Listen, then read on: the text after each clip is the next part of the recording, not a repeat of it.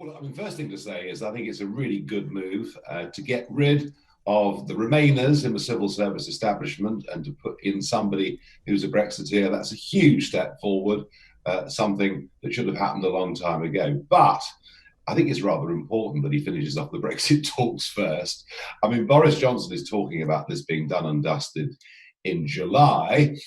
Michael Gove hinted perhaps it would take until October. I think what is absolutely vital is that we leave fully all the rules of the EU on the 31st of December this year. And whether that means a sensible, grown-up trade deal, or whether it means we leave and trade on Australian rules or WTO rules, take your pick, which phrase you prefer. One way or another, David Frost needs to finish the job. And I will say this, I mean, ever since, and it's 4 years ago, of course, that we had that vote, for 4 years, we have had negotiators who were happy to bow down before Michel Barnier. I have to say, I've been massively impressed with David Frost so far. So let's finish the job. And maybe, just for the first time, we've now got the upper hand in these talks. Well, you say upper hand in these talks. We have to say we'll have to wait and see. And certainly, David Frost was tweeting at the end of last week that he thought the EU needed to drop some of their more unreasonable positions, and we'll see if that does happen. But is it a reasonable position for you and Boris Johnson, Dominic Cummings, and others to say that we should have a Brexiteer in such a senior position as, say, a cabinet secretary in this country? Shouldn't civil service be neutral and seen to be neutral? Well, they should be neutral. Well, of course, they've not been neutral ever since the 23rd of June 2016. The civil service are the Remainer establishment. They managed to completely hijack Mrs May and take us down a place where it was a Remainers Brexit.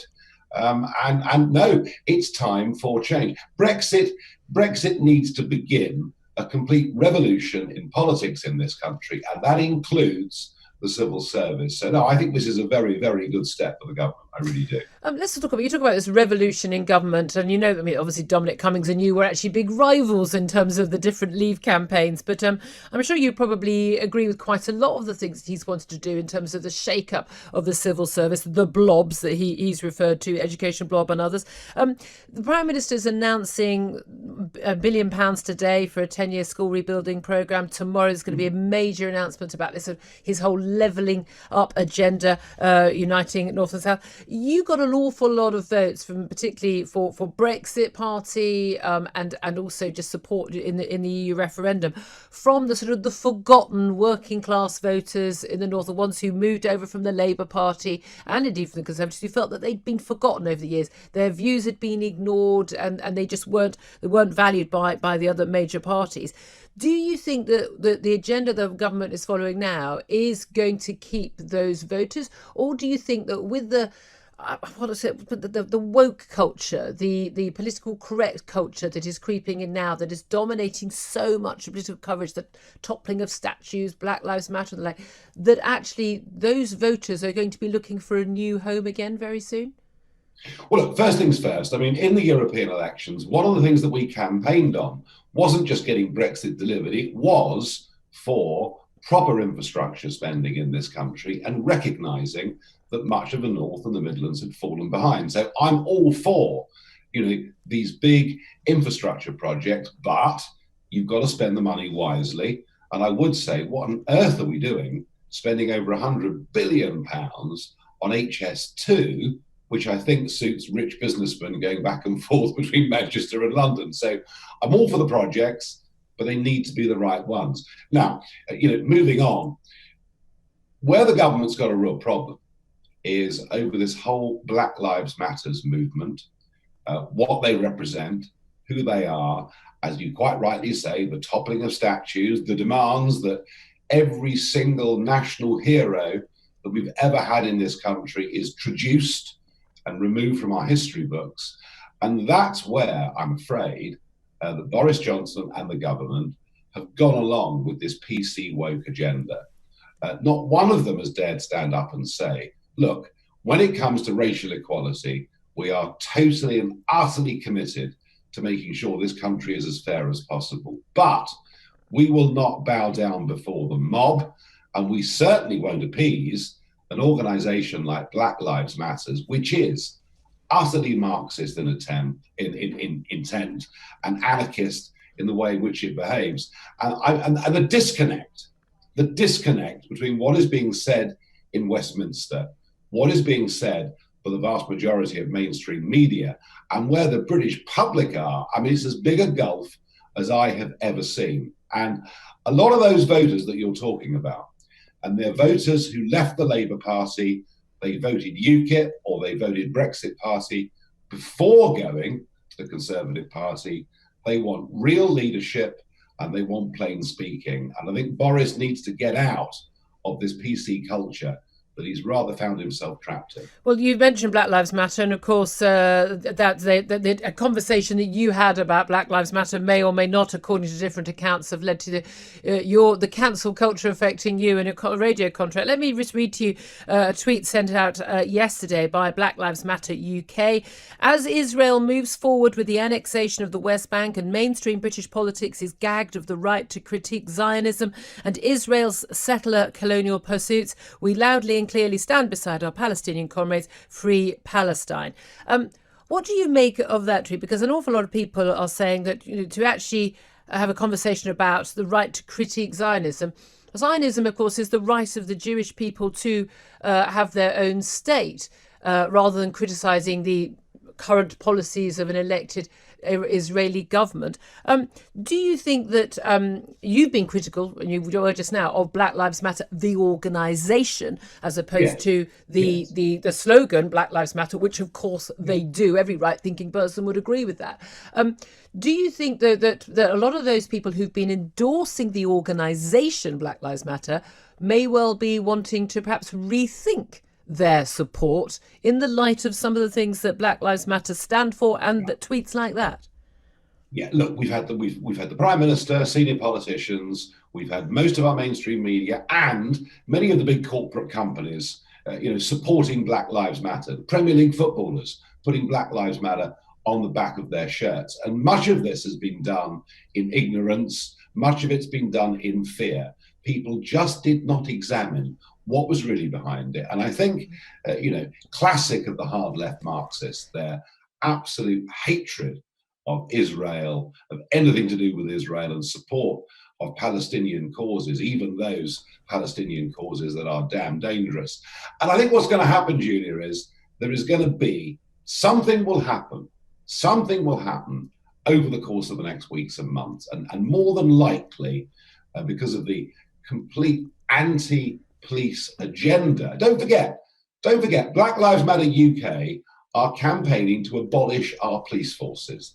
They are engendering distrust, dislike, even hatred of our police. And there will be an incident. Something will happen and the pendulum will swing rapidly the other way. And we will ask ourselves, why did we go along with this mania without ever examining what it really stood for? As I repeat, any campaign for full equality is absolutely right.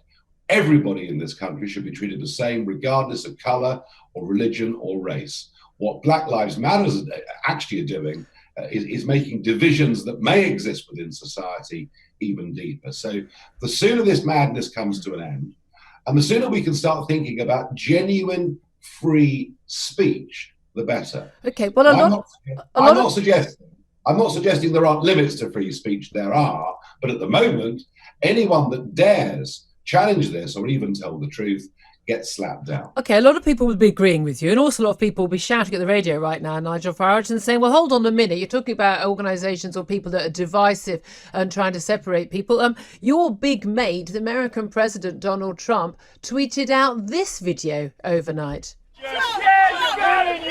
White power! Yes, there you go, white power! You hear that? Now, that's supporters of his who were shouting out white power, clearly audible. We've not boosted that signal at all. That is what the video said. He retweeted it. White House is saying, oh, well, he didn't realise people were saying white power. But do you still support an American president? Do you still call Donald Trump your friend when he can retweet that? That's after Charlottesville, after all the his things he said in the past. do you not think that he is a He's made a divisive mistake. character? He's made a mistake, hasn't he? I mean, Donald Trump's a very instinctive person. He sees things, he hears things, he tweets about them. And you could say, well, maybe he should have researched it, maybe he should have listened to every word, and perhaps he should. He's made a mistake. Perhaps he should. He's retweeted people shouting white power. That's not a perhaps. He should have researched it. Look, as I say, he's an instinctive person. He sees things, he tweets them, he moves on. In this case, he has made a mistake. There's no question about that. Is he racist? No, he's not. And actually, I have to say, in those first 3 years of the Trump presidency, in economic terms, the black community in the USA made much greater advances than they had under 8 years of Obama, and that's worth remembering. Okay, but a lot of people will say your support for a man who has it's not just one retweet, which may or may not have been an accident. Again, it's that white power shouted 3 times, and it's shouted at the very beginning of the video. It defies belief that he didn't know that's what it said. Is what he said after Charlottesville, the retweeting of Britain First tweets a little while ago, a few years ago. There's a pattern of behaviour, isn't there? Though. No. Look, this guy tweets out stuff constantly. And of course, you can pick out examples of things he should not have done. But, there are 2 types of people in life. There are those that do nothing and never make a mistake. And there are those that do a hell of a lot and make quite a few mistakes. And he is in the latter category. Of course, he makes mistakes. There's no doubt about that.